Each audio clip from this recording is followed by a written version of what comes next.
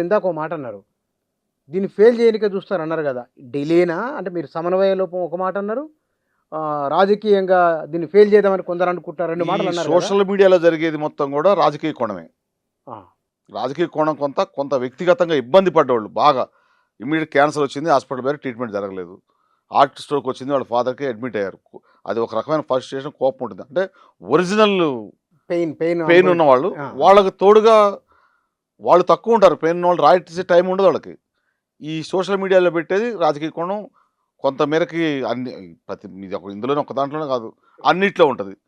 దీన్ని ఏదో చేయాలా, అట్లా చేయాలా, ఇట్లా చేయాలా అందులో మా సీనియర్ నాయకులు ఉన్నారు కదా కొంతమంది. మంచి ఏజ్ గట్టిగున్నారు. గుండ్రంగా గట్టిగా స్ట్రాంగ్‌గా ఉన్నారు.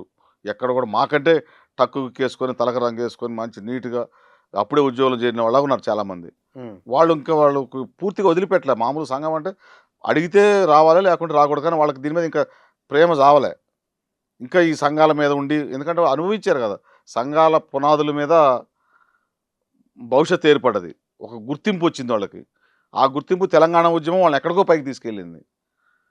ఆ కృతజ్ఞత ఉంటే బాగుంటది గానీ ఇంకా మేమే, మాదే ఇప్పుడు ఇంకా ఎవరు మన పాత సీఎం చంద్రబాబు నాయుడో లేపోతే ఇంకా నాగభూషణరావు గారంటే లేడు. తర్వాత కిరణ్ కుమార్ గారో, రోసయ్య గారో ఇంకా మేమే అంటే అయిపాయే. కేసీఆర్ గారొచ్చా రేవంత్ సార్‌ది నడుస్తుండే. నడిస్తే చూడాలి గానీ ఇంకా మేమంటే మీరప్పుడు చేశారు, ప్రజలు చూసారు అయిపోయింది కదా! మేమనేది మా సంఘ నాయకులున్నారు. ఇందులో గూడా కొంతమంది మా ఎంప్లాయీస్ దాంట్లో కూడా ఉంటది. అసంతృప్తి అనేది జనరల్‌గా ఉంటది. ఆ అసంతృప్తిలో భాగమేది ఉండాలి గూడా. ఉంటేనే మాకు ఆటో ట్రబుల్ షూట్ అయిపోద్ది ఎప్పటిదప్పుడు. అది కూడా ఒక రకంగా మంచిదే. కాతే గత ప్రభుత్వానికి ఇప్పుడు చూసినప్పుడు హెల్త్ కార్డ్ విషయంలో ఈ ప్రభుత్వానికైతే ధన్యవాదాలు తెలియజేయాలి. కానీ ఆ ఇంప్లిమెంటేషన్‌లో అడ్మిషన్ సైడ్ రాజకీయాలు ఏం లేవు గానీ, జనరల్ రొటీన్ ప్రొసీజర్ చూస్తున్నారు హెల్త్ కార్డ్స్. అది చూడొద్దు. ఇది ఎమర్జెన్సీ. హెల్త్ కార్డ్స్ అనేది మిగతాలాగా ఫైల్ చూడకపోయినా రేపు చూడొచ్చు, ఎల్లుండి చూడొచ్చు అనుకోవచ్చు గానీ, అది వాళ్ళ నాయనకో, అమ్మకో, లేదు వాళ్ళ పిల్లలకో, ఆళ్ళకో స్ట్రోకొచ్చి, వాళ్ళకో క్యాన్సరొస్తే, అప్పుడు పైసలు లేకపోతే, అడ్మిట్ చేసుకోకపోతే ఆ పెయిన్ తెలుస్తది వాళ్ళకి అధికారులకి. అది అప్పుంటది. తెలియాలి వాళ్ళకది. అంటే తెలియాలంటే ఎట్లా మరి అది? మేము ప్రయత్నం చేస్తున్నాం. తప్పనప్పుడు దానికి తెలిసే మార్గం మాకు చెప్పిన ట్రైన్డే గదా! We are trained. రెక్కలున్నాయి. కూర్చొనున్నాం. ఎనీ టైమ్ ఎగురుతాం. కొంత టైం తీసుకోవాలి గదా! ఆ టైం కోసం చూస్తున్నాం.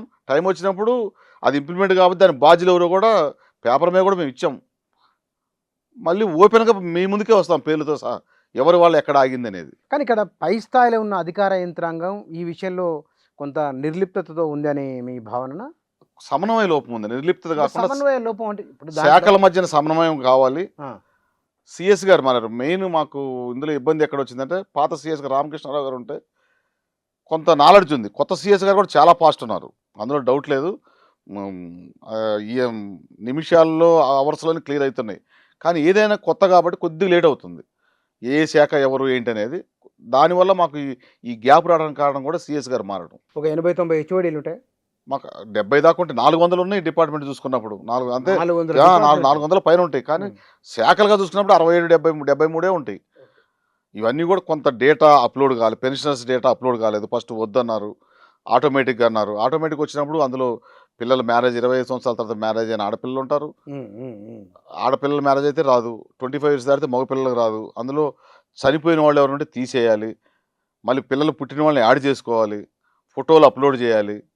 ఇయన్నీ కనపడని నిరంతర ప్రాసెస్. ఒక వ్యవస్థ ఉండాలి. రెగ్యులర్ జరుగుతుండాలే పనది. రెగ్యులర్‌గా జరుగుతుండాలి. వ్యవస్థ ఉండాలా. వ్యవస్థ అవును. కూడా ఒక అడ్మినిస్ట్రేటర్ సీనియర్ ఆఫీసర్ గాని, ఐఏఎస్ ఆఫీసర్ తోటి అడ్మినిస్ట్రేషన్ నడుతుండాల.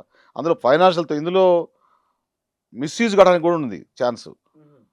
గవర్నమెంట్ గవర్నమెంట్ ఇన్‌స్టిట్యూషన్స్ అయినా, ప్రైవేట్ హాస్పిటల్స్ అయినా, బయట పీఆర్ఓలైనా మా ఎంప్లాయీస్ ఏం తక్కువ కాదు.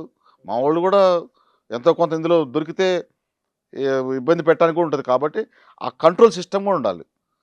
ఇయన్నీ చేయాలంటే నిరంతరం ఒక 15 రోజులో, నెల రోజులో పని నడవాలి. పని నడవాలి. అది నడవట్లేదనేదే మేము చెప్పాం. సీఎస్ గారు సీరియస్‌గా ఉన్నాడు. చూస్తాం. ఈ 15థ్ ఈ మంత్ వరకు చూస్తాం. అసలు యాక్చువల్‌గా అయితే మేము హెల్త్ కార్డ్ ఇష్యూ జులై తోటి క్లోజ్ చేసుకొని పీఆర్సీలోకి రావాలి ఈ నెల. పీఆర్సీ, డీఏలోకి రావాలి. అయినా 15థ్ వరకు సీఎస్ గారు చెప్పారు కాబట్టి ఎక్స్టెండ్ చేస్తున్నాం.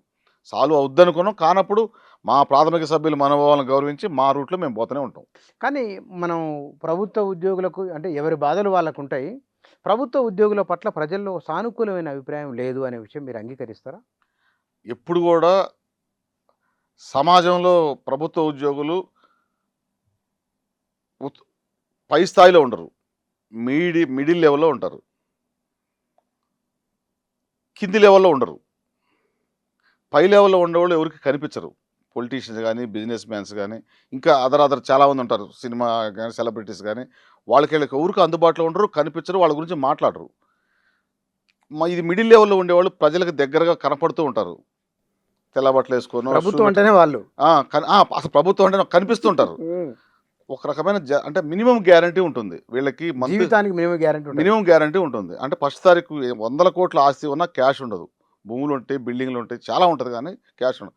గవర్నమెంట్ ఎంప్లాయీ అనంగానే సెక్యూరిటీ ఉంది. రిటైర్ అయిపోతే పెన్షన్ వస్తది. ఇప్పుడు అది కూడా సీపీఎస్ అని పెట్టి తీసేశారు. చనిపోతే ఉద్యోగం వస్తది మళ్ళీ భార్యకో, బిడ్డకో. ఫస్ట్ తారీఖు గ్యారంటీగా వస్తది. లేకపోతే 15 ఏదో జీతం అయితే వస్తది.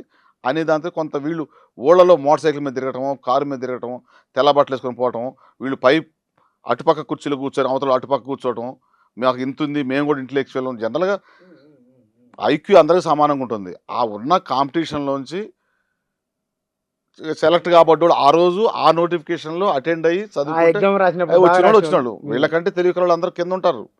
తర్వాత ఇందులో కూడా ఉద్యోగులు కూడా పోస్టులు ఈ బాగా ఇంటలెక్చువల్ ఉండి బాగా క్వాలిఫైడ్ ఉన్నోళ్ళు కింది పోస్ట్‌లో ఉంటారు కొంతమంది. ఆ జెలసీ అనేది ఉద్యోగులకు ఉంటుంది. ప్రజలకు ఎక్కువ ఉంటది. ప్రజలకు దగ్గరగా ఉండి, ప్రజలతో ఉండి ప్రాబ్లమ్ ఉన్నా లోపటే ఉంటాయి. బీపీ, షుగర్ టాబ్లెట్‌తో లోపటే ఉంటాయి తప్ప బయటికి కనిపించరు. జనరల్‌గా బండి మీద కిస్తీలు కట్టాలన్నా, అప్పు తెచ్చుకున్నా ఇయి కనిపించవు. ఇంటికాడనే ఉంటాయి భార్యతో పంచాయతీలు, అప్పులోళ్ళతో పంచాయతీలు. మిగతా వాళ్ళు పైనోళ్ళు అసలు వీళ్ళకి పొలిటీషియన్ వేల కోట్లు, వందల కోట్లు, లక్షల కోట్లు ఉంటాయి కనిపించడు. కింద ఉన్నోళ్ళు వాళ్ళు నిరంతరం వాళ్ళతోటే ఉంటారు. ఆ జెలసీ అనేది ఇప్పటి నుంచి కాదు.